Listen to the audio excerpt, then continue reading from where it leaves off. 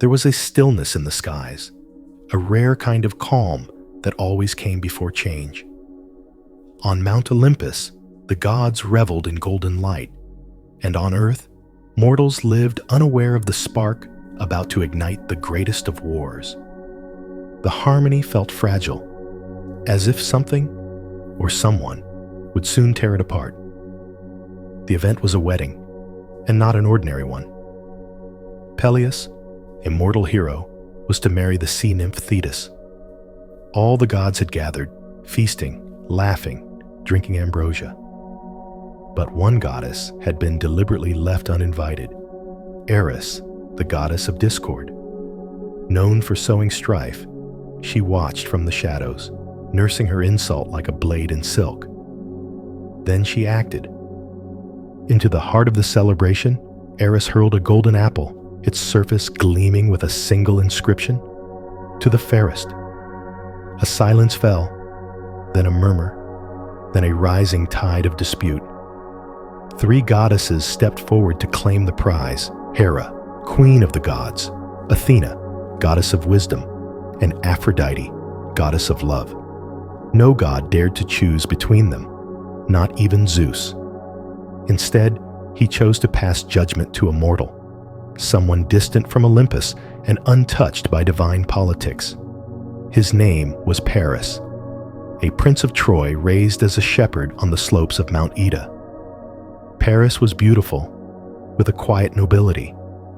He lived simply, judging disputes among shepherds and strangers with rare fairness. Though born of royalty, he had no court, no ambition, only his flock and his flute. But destiny had found him. The god Hermes appeared and led the 3 radiant goddesses to Paris. They stood before him like living constellations, and he, unsure and awed, was told he must decide who among them was the fairest. One by one, they tried to sway him. Hera promised him dominion over all of Asia, a throne more powerful than any before. Athena offered unmatched wisdom and victory in every battle.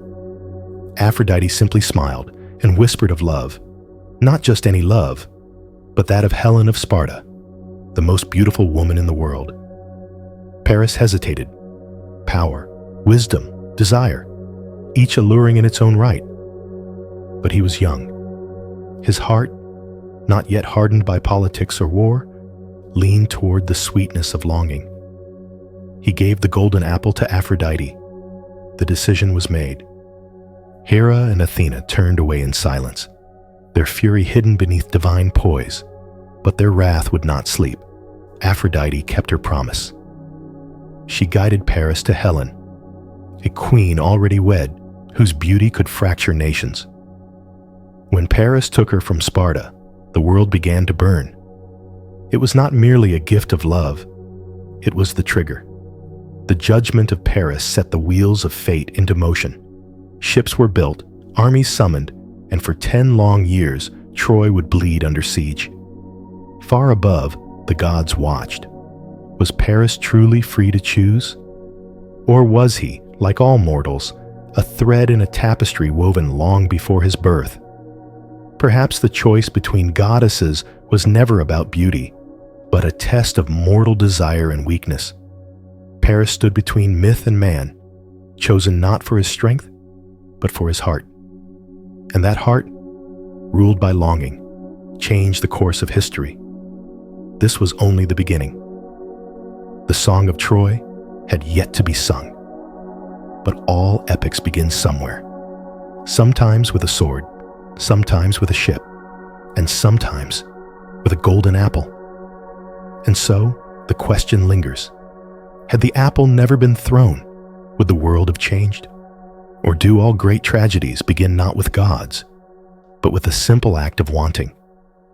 If this tale stirred your love for ancient myths, don't forget to like, follow, and share.